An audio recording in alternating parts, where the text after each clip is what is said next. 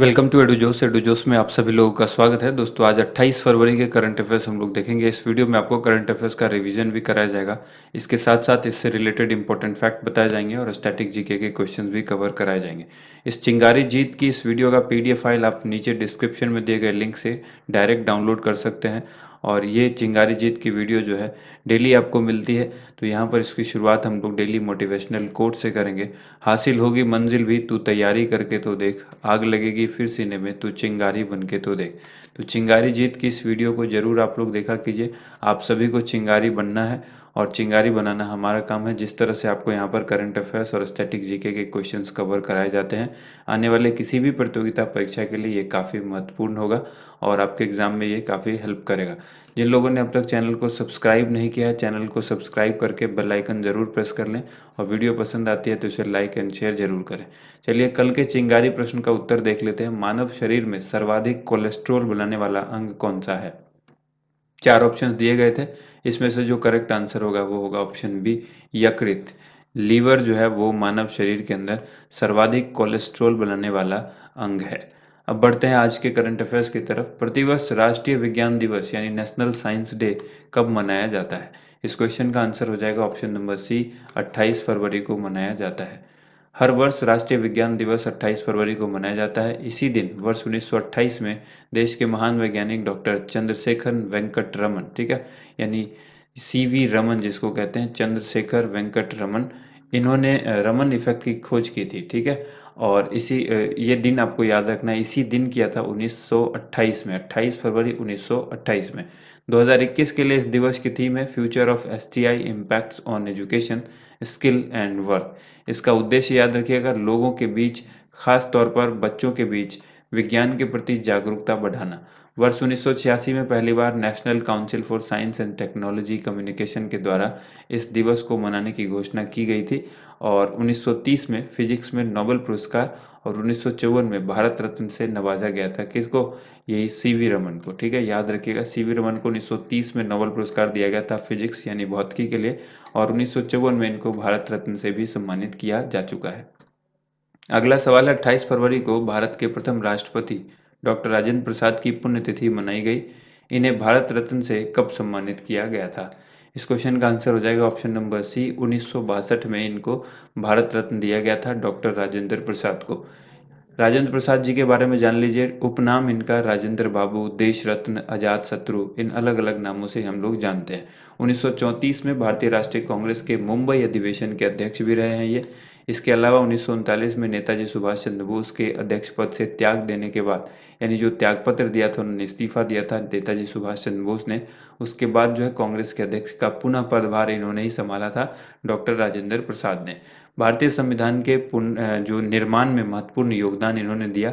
26 जनवरी 1950 से लेकर 14 मई 1962 तक भारत के ये प्रथम राष्ट्रपति के रूप में कार्यरत रहे। 2 कार्यकाल पूरा करने वाले ये एकमात्र राष्ट्रपति थे। उन्होंने इंडिया डिवाइडेड, सत्याग्रह एट चंपारण, गांधी जी की देन और भारतीय संस्कृति व खादी का अर्थशास्त्र, ये पुस्तकें लिखी थी। इनका जन्म बिहार में हुआ था, ये भी याद रखिएगा। जीरादेई एक जगह बिहार में, वहाँ पर इनका जन्म हुआ था। अगला क्वेश्चन है, G20 के सेंट्रल बैंक गवर्नर की जो बैठक हुई है उसमें भारत की तरफ से कौन शामिल हुए हैं? इस क्वेश्चन का आंसर हो जाएगा option number B, Nirmala Sitharaman. यहाँ पर याद रखिएगा, भारत की वित्त मंत्री हैं Nirmala Sitharaman. G20 central bank governors की बैठक में वर्चुअली शामिल हुई। यह इटली की अध्यक्षता में होने वाली पहली G20 सेंट्रल बैंक गवर्नर्स की पहली बैठक थी। इस बैठक में वित्त मंत्री ने अपने G20 समकक्षों के साथ कोविड-19 महामारी, वैश्विक आर्थिक दृष्टिकोण और वित्तीय क्षेत्र के मुद्दों पर चर्चा की है। G20 2020 की अध्यक्षता की है सऊदी अरब ने। G20 2021 की अध्यक्षता इटली करेगा।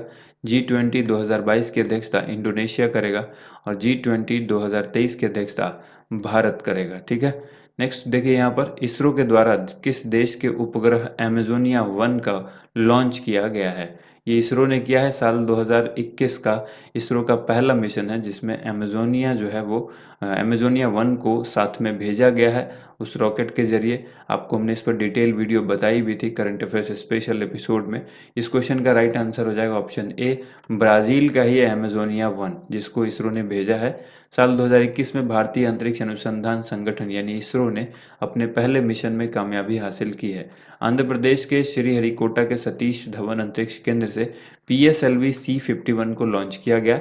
इस रॉकेट के जरिए ब्राज़ील के अमेजोनिया 1 उपग्रह के साथ-साथ 18 अन्य उपग्रह भी अंतरिक्ष में भेजे गए हैं। इसरो ने बताया कि PSLV C-51 polar satellite launch vehicle का 53वां मिशन है। ठीक है, PSLV का फुल फॉर्म होता है polar satellite launch vehicle. Amazonia 1 एक ऑप्टिकल अर्थ ऑब्जर्वेशन सैटेलाइट है। यह सैटेलाइट रिमोट सेंसिंग डेटा और अमेज़न के इलाके में अमेज़न में जो जंगल के इलाके हैं उसमें से चोरी से चल रही पेड़ों की कटाई पर जो है वो नज़र रखी जाएगी। आपको बता दें इसके ज़रिए ये PSLV C-51 के ज़रिए भगवत गीता को भी भेजा गया है अंतरिक्ष में, और इसके जो टॉप जो सिरा है उस जो सबसे ऊपर का हिस्सा है इस PSLV C-51 का, उस पे नरेंद्र मोदी जी की तस्वीर भी है, ये भी याद रखिएगा। अगला यहाँ पर देखिए, हाल ही में किसे संयुक्त राष्ट्र का सहायक महासचिव नियुक्त किया गया है? संयुक्त राष्ट्र का सहायक महासचिव जिनको नियुक्त किया गया है इनका नाम है लिगिया नोरोन्हो। ऑप्शन बी जो है वो करेक्ट आंसर होगा, लिगिया नोरोन्हा। यहाँ पर याद रखिएगा, संयुक्त राष्ट्र के प्रमुख एंटोनियो गुटेरेस ने भारतीय अर्थशास्त्री लिगिया नोरोन्हा को संयुक्त राष्ट्र पर्यावरण कार्यक्रम UNEP के न्यूयॉर्क कार्यालय में सहायक महासचिव एवं प्रमुख नियुक्त किया है। नोरोन्हा अपने भारतीय सहयोगी एवं अर्थशास्त्री सत्या त्रिपाठी की जगह लेंगे। नोरोन्हा ने 2014 से नैरोबी में UNEP के आर्थिक विभाग में बतौर निदेशक के तौर पर काम किया है। करंट अफेयर्स रिवीजन में याद रखिएगा, अजय मल्होत्रा संयुक्त राष्ट्र की मानवाधिकार परिषद की सलाहकार समिति के अध्यक्ष के रूप में चुने जाने वाले पहले भारतीय बने हैं। अगला सवाल है, हाल ही में किसने यूक्रेन कुश्ती टूर्नामेंट जीता है? यूक्रेन कुश्ती टूर्नामेंट जीता है विनेश फोगाट ने, तो ऑप्शन बी करेक्ट आंसर हो जाएगा। यहाँ पर आपको याद रखना है, देश की स्टार महिला पहलवान है विनेश फोगाट। इन्होंने Ukrainian wrestlers and coaches memorial का फाइनल अपने नाम जीता है। उन्होंने वह खिताब जो यह खिताब है खिताबी मुकाबले में बेलारूस की पहलवान और पूर्व विश्व चैंपियन वेनेसा क्लाजिंस्किया को 10-8 से हराया। इम्पोर्टेंट फैक्ट यह है कि विनेश फोगाट ने 18वें एशियाई खेलों की कुश्ती प्रतियोगिता में स्वर्ण पदक जीतकर कीर्तिमान स्थापित किया था। वह लगातार 2 एशियाड में पदक जीतने वाली पहली महिला पहलवान बनी थी। करंट अफेयर्स रिवीजन में याद रखिएगा, वर्ष 2020 में विनेश फोगाट के साथ क्रिकेटर रोहित शर्मा, महिला हॉकी टीम की कप्तान Rani Rampal, table tennis player Manika Batra और पैरा एथलीट मरियप्पन थंगवेलु को खेल रत्न पुरस्कार से सम्मानित किया गया है।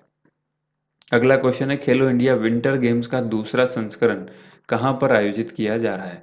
खेलो इंडिया जो विंटर गेम्स है इसका दूसरा संस्करण जो ये कहाँ पर आयोजित हो रहा है? गुलमर्ग में हो रहा है, तो ऑप्शन डी इसका राइट आंसर हो जाएगा। खेलो इंडिया का ये शीतकालीन खेलों का आयोजन जो है वो जम्मू कश्मीर के गुलमर्ग में आयोजित किया जा रहा है। प्रधानमंत्री नरेंद्र मोदी ने इसका उद्घाटन किया है। खेलो इंडिया विंटर गेम्स का पहला संस्करण भी मार्च 2020 में गुलमर्ग में ही आयोजित किया गया था, तो दोनों गुलमर्ग में है, याद रखिएगा। ये हुआ था पहला संस्करण और दूसरा जो है वो भी गुलमर्ग में ही खेला जा रहा है। इसके बाद है करंट अफेयर्स रिवीजन। इसमें याद रखिएगा, खेलो इंडिया यूनिवर्सिटी गेम्स के दूसरे संस्करण का आयोजन कर्नाटक में किया जाएगा।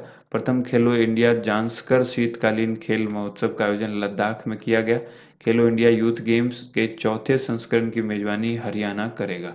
नेक्स्ट क्वेश्चन यहाँ पर है, हाल ही में खबर रहे your best day is today, इस पुस्तक के लेखक कौन है? इस पुस्तक के लेखक का नाम है अनुपम खेर, यानी option number C correct answer होगा। यहाँ पर देखिए करंट अफेयर्स के कुछ रिवीजन कर लीजिए पुस्तकों से रिलेटेड।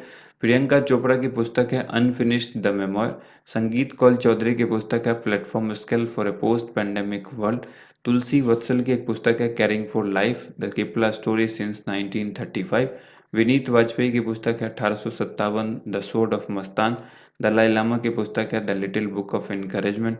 हंटर बाइडेन की पुस्तक है ब्यूटीफुल थिंग्स। आरपी गुप्ता की पुस्तक है turn around India 2020 surmounting past legacy. Hamid Ansari की पुस्तक है by many a happy accident. Wajahat Habibullah की पुस्तक है my year with Rajiv triumph and tragedy. Irwin Allan Sealy की पुस्तक है अशोका असूत्र। सबरना रॉय की पुस्तक है फ्रैक्चर्ड मोजैक। और कबीर बेदी की आत्मकथा है stories I must tell an actor's emotional journey. ये सभी पुस्तक रिसेंटली चर्चा में रही हैं 2021 में, इसलिए आप इसको अच्छी तरह से याद रखिएगा। आने वाले एग्जाम में आपसे ये क्वेश्चंस पूछे जा सकते हैं। नेक्स्ट क्वेश्चन है, हाल ही में किस भारतीय क्रिकेटर ने क्रिकेट के सभी प्रारूपों से संन्यास लिया है? इस क्वेश्चन का आंसर हो जाएगा option number B, Yusuf Pathan ने। ठीक है, भारतीय क्रिकेटर यूसुफ पठान ने क्रिकेट के सभी प्रारूपों से संन्यास लेने का ऐलान किया। उन्होंने भारत के लिए 57 वनडे, 22 टी20 इंटरनेशनल मैच खेले हैं। वह 2007 में टी20 वर्ल्ड कप और 2011 में वर्ल्ड कप जीतने वाली भारतीय टीमों के हिस्सा थे। आईपीएल में यूसुफ ने 2010 में मुंबई इंडियंस के खिलाफ 37 गेंद पर शतक जमाया था। यह आईपीएल इतिहास का दूसरा सबसे तेज शतक है। इंपॉर्टेंट फैक्ट यह है कि आईपीएल में क्रिस गेल के नाम पर 30 गेंद में सबसे तेज शतक का रिकॉर्ड दर्ज है और दूसरे नंबर पर याद रखिएगा यूसुफ पठान का, जो कि 37 गेंद पर शतक लगाया है इन्होंने।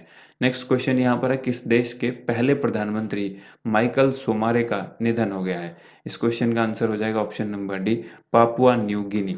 तो ऑप्शन डी करेक्ट आंसर हो गया। यहाँ पर पापुआ न्यू गिनी के पहले प्रधानमंत्री माइकल सोमारे थे, जिनका हाल ही में निधन हो गया। उन्हें फादर ऑफ द नेशन के नाम से भी जाना जाता है, क्योंकि उन्होंने 1975 में ऑस्ट्रेलिया से स्वतंत्रता प्राप्त करने के लिए प्रशांत द्वीप समूह का नेतृत्व किया था। वे सबसे लंबे समय यानी 17 वर्षों तक पापुआ न्यू गिनी के प्रधानमंत्री रहे थे। पापुआ न्यू गिनी के बारे में जानिए। यह एक स्वतंत्र राष्ट्र है जो दक्षिण पश्चिम प्रशांत महासागर में द्वीपों का एक समूह है, जिसकी राजधानी पोर्ट मोरेस्बी है, मुद्रा कीना है और यहाँ के पीएम अभी वर्तमान में जेम्स मरापे हैं। अब बारी है आज के एक्स्ट्रा खुराक की। यहाँ पर 5 सवाल आपसे पूछे गए हैं। इन पाँचों सवाल का आंसर आपको कमेंट बॉक्स में अभी लिखना है और एक-एक करके आंसर मिलाना भी है। तो चलिए शुरुआत करते हैं। सबसे पहला प्रश्न है, वर्ल्ड हेल्थ ऑर्गेनाइजेशन के महानिदेशक कौन है? यानी डब्ल्यूएचओ के महानिदेशक कौन है? डब्ल्यूटीओ के महानिदेशक कौन है? इंटरनेशनल लेबर ऑर्गेनाइजेशन यानी आईएलओ के महानिदेशक कौन है? यूनिसेफ के महानिदेशक कौन है? और यूएनएचआरसी के अध्यक्ष कौन है? वीडियो को रोक के आप सब कमेंट बॉक्स में आंसर लिखिए और फिर यहाँ पर हम लोग मिलान करते हैं। सबसे पहला क्वेश्चन है, वर्ल्ड हेल्थ ऑर्गेनाइजेशन जिसके महानिदेशक हैं टेड्रोस अधनॉम, और दूसरा है डब्ल्यूटीओ, इसके महानिदेशक हैं नोजी ओकोंजो इवेला, और तीसरे हैं इंटरनेशनल लेबर ऑर्गेनाइजेशन यानी आईएलओ, इसके महानिदेशक हैं, इनका नाम है गाय राइडर, और चौथा है यूनिसेफ, यूनिसेफ के महानिदेशक का नाम है हेनरिटा एच फोरे, और पांचवा है यूएनएचआरसी के अध्यक्ष कौन है? तो इसके अध्यक्ष हैं नाजत शमीम खान। ठीक है, तो ये पांचों क्वेश्चन के आंसर हो गए।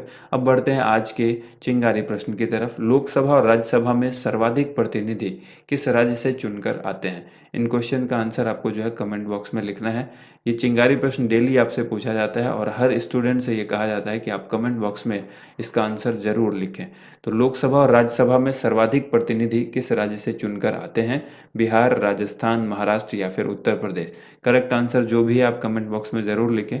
उम्मीद करते हैं आप सभी को वीडियो पसंद आई होगी। वीडियो को लाइक एंड शेयर जरूर कीजिएगा। Thank you.